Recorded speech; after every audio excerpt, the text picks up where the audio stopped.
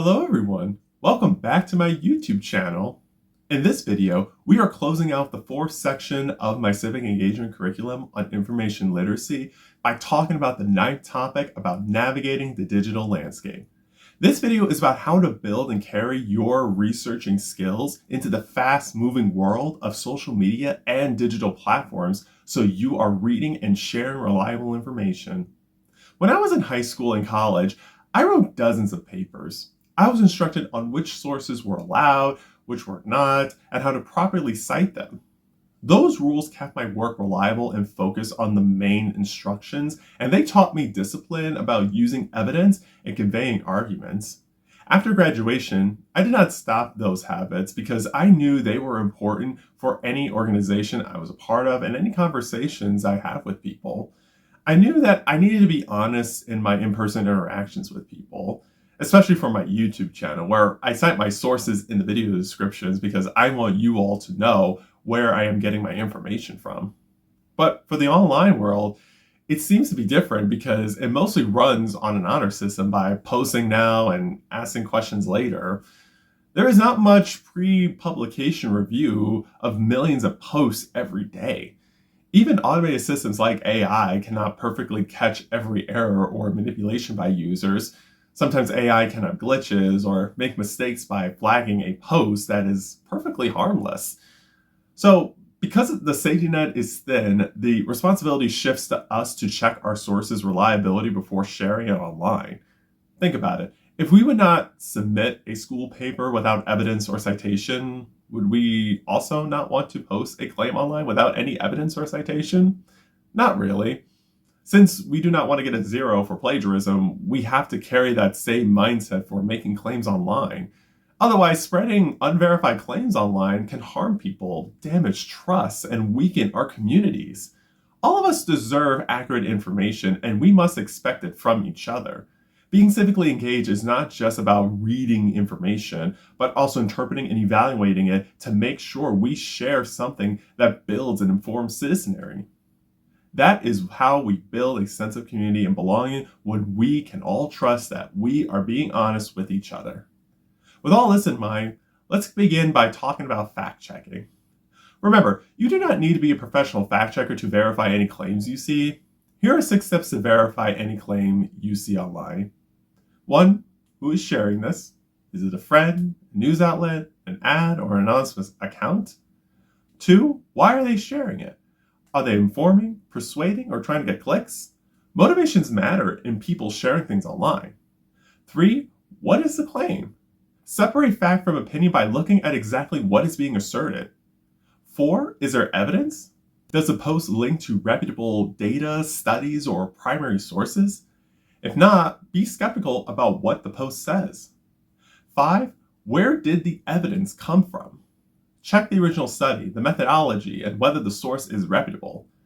Evidence alone is not enough since it must be the right evidence that clearly proves the claim. 6. What do others say?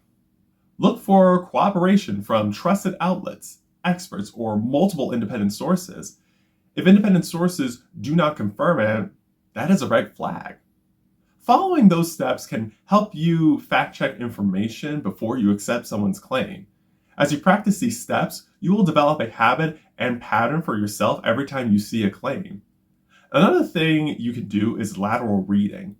When we usually look at websites, we tend to vertically read it by reading a page from top to bottom and trusting what is on it. Lateral reading is different, where when you land on a website, leave it and search for information about the website and its claims in a new tab. For example, say you land on an organization's page that makes a big claim. Instead of staying and going down the page, you can go across by opening a new tab and search that organization's name with keywords like reviews, scandals, or fact check. Check what journalists, regulators, or other organizations say. If nothing bad is showing up, then you can feel reassured that the organization is acting in good faith. If something bad shows up, then look into it to see if the negative thing has any truth behind it. If so, then it is best to be skeptical of what the organization says.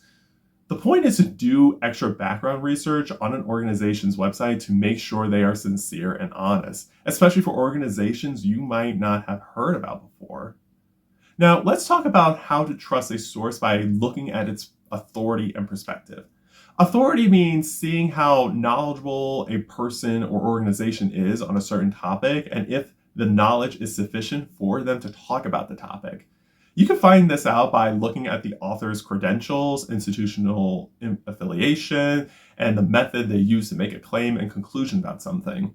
Also, see if they have made mistakes with their findings and if they corrected those mistakes.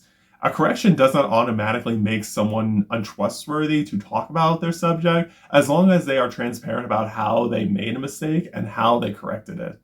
In fact, that can improve the relationship between the author and reader by not allowing false information to stay public forever.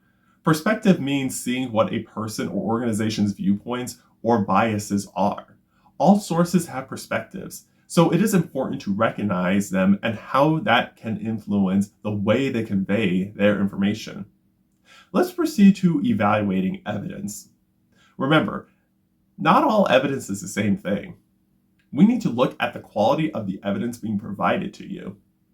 Here are 3 types of evidence to avoid. 1, lack of evidence.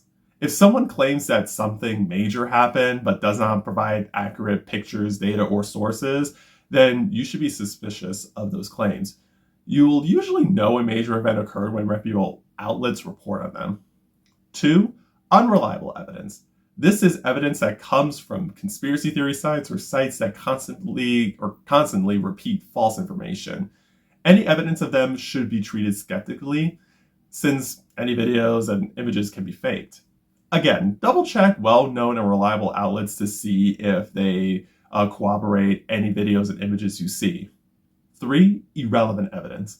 This is where the evidence does not directly address a specific claim being made, but instead tries to prove spurious correlations and distractions that do not prove causation.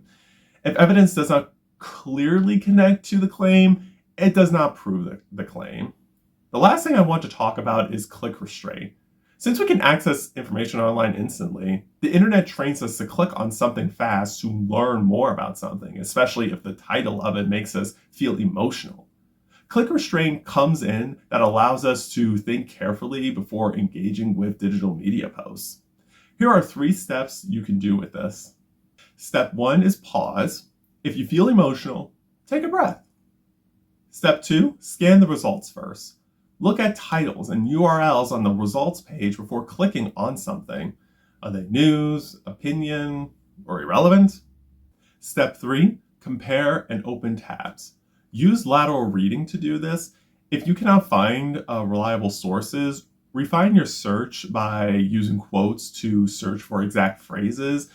Use site : to limit the search to a domain like site::edu, or use -site: to exclude domains. All this information I provided to you will help you verify claims you see and ensure you do not share unreliable information. Being careful about information is not nitpicky. It preserves trust, keeps communities informed, and helps us make better decisions together. If we hold each other to the same standards we use in school when we engage on digital platforms, we make the digital public square a better place to exchange information with each other. Remember, accurate information is something we can expect and something we can create together. This video concludes the 4th section of my curriculum. In the next video, we will begin the 5th section on speaking and dialogue, where we will talk about the 10th topic about building arguments through public speaking. Until then, please like this video, subscribe to my YouTube channel, turn on the post notifications, and share this video with people so everyone knows how to find and share reliable information on the internet. I appreciate your support. Remember, you are powerful, you are capable, and you are the changemaker our society needs. Thank you so much for watching. I will see you soon.